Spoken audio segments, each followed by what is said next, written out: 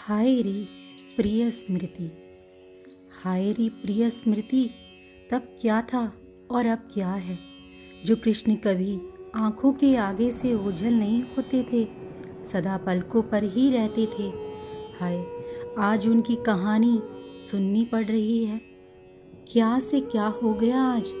ये वृंदावन, इसी स्थल पर कभी हमसे रास रचाया करते थे वे, पर आज हम इसी स्थल के कंकड़ चुन रही हैं।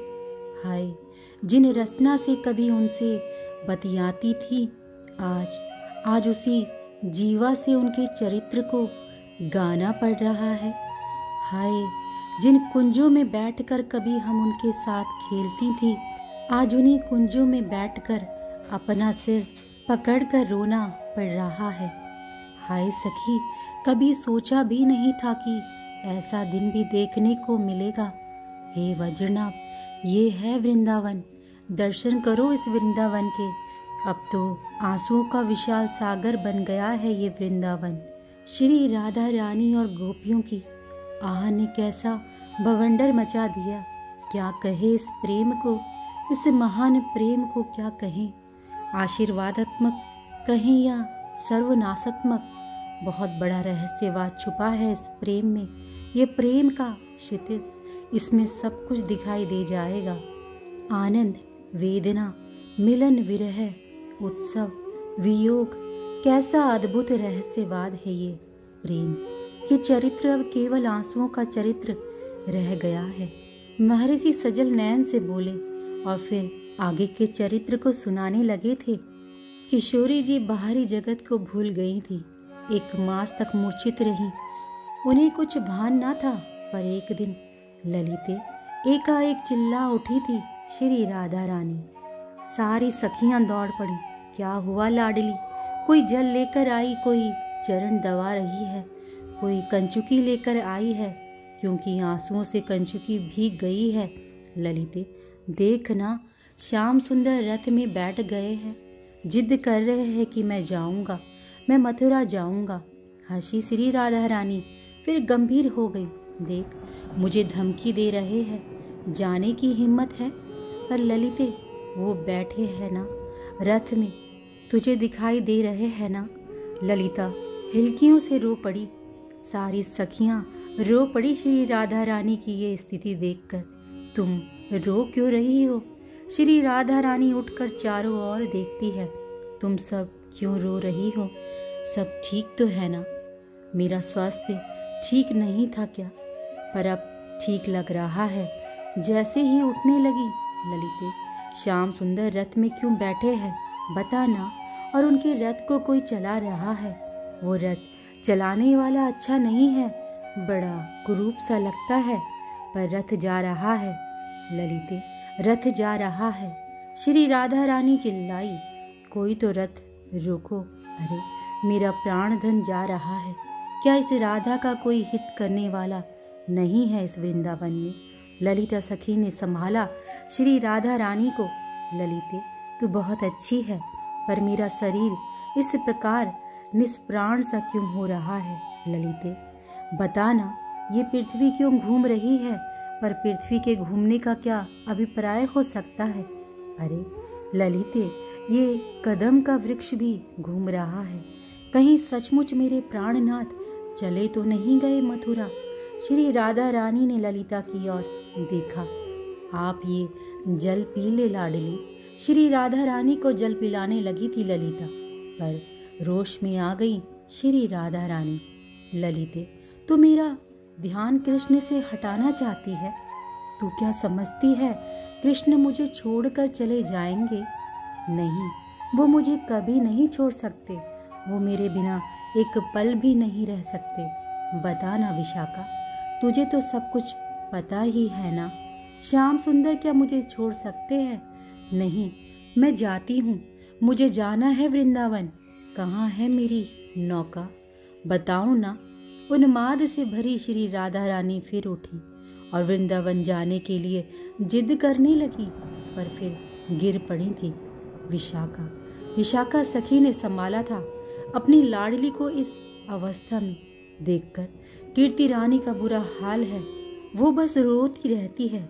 वृषभान जी दिन में चले जाते हैं बृहस्पति के पास नंदगांव। वहां जाने से दिन का समय कट जाता है, पर रात का समय, बस रात का समय ही तो नहीं कटता।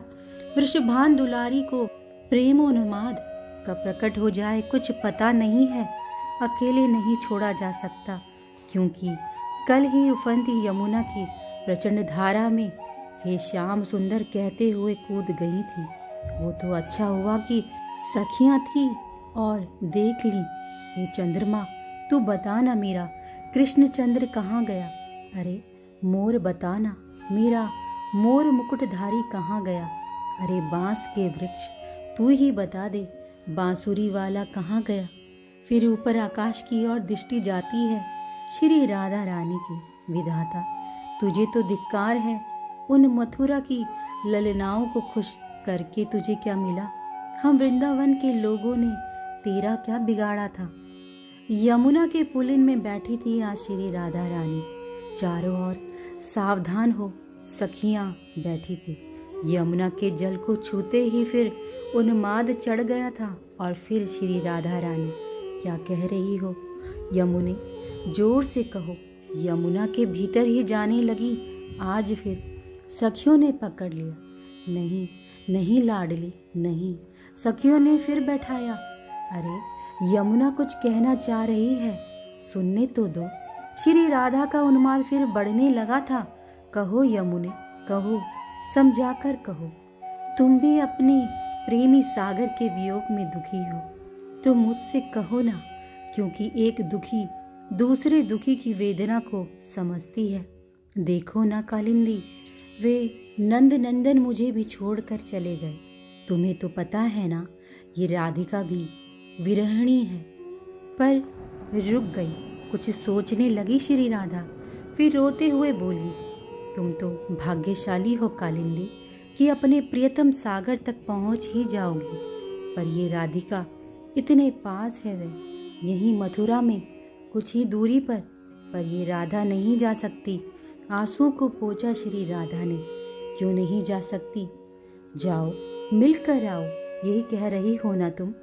श्री राधा रानी यमुना से ही पूछती है। क्यों जाऊं मैं? मुझे नहीं मिलना उस राजसी भेष वाले कृष्ण से। मुझे तो वही मुरलीधर ही प्रिय है। पर वहाँ तो चक्रधारी है, हमें क्या काम चक्रधारी से। श्री राधा रानी का ध्यान यमुना से बातें करते हुए कदम वृक्ष पर बैठी मयूरी पर गया। अरे मयूरी, तू क्यों कदम के शाखा पर उदास बैठी है रे? क्या कृष्ण को बिना देखे तेरे भी प्राण रो रहे हैं क्या? हाँ सच कहती है, वो तो निर्मोही है। हम ही है जो यहाँ बैठी आंसू बहाती रहती है, उसे तो कुछ मतलब ही नहीं है। तभी एक मोर उड़ता हुआ आया और श्री राधा रानी की गोद में बैठ गया। अरे तू तो कृष्ण का प्रिय है, याद आती होगी ना तुझे भी? मोर बन आया था एक दिन वो, पता है? मुझे एक दिन मोर का नृत्य देखना था, पर उस दिन मुझे मोर ही नहीं मिले। तब मेरा ही श्याम मोर बनाया था। मोर बनकर खूब हंसने लगी श्री राधा जी। मोर बनकर पंखों को फैलाकर नाचने लगा था। हंसते हुए फिर बोली, सुन, तू और हम दोनों मिलकर ध्यान करते हैं। तू मेघ का ध्यान कर और मैं श्याम सुंदर का ध्यान करती हूँ। ऐसा कहते हुए श्री राधा रानी ने मोर के साथ ध्यान करना शुरू किया, पर मोर ने उसी समय एक पंख अपना गिरा दिया। मोर, तुमने मुझे उपहार दिया, बहुत सुंदर उपहार है ये मेरे लिए। इससे प्यारा और श्रेष्ठ उपहार मेरे लिए और हो क्या सकता है, क्योंकि इसी मोर पंख को तो मेरे प्रियतम धारण करते थे ना। इतना कहते हुए श्री राधा रानी ने मोर का पंख अपने सिर में लगा लिया और ध्यान में बैठ गई। ध्यान किसका?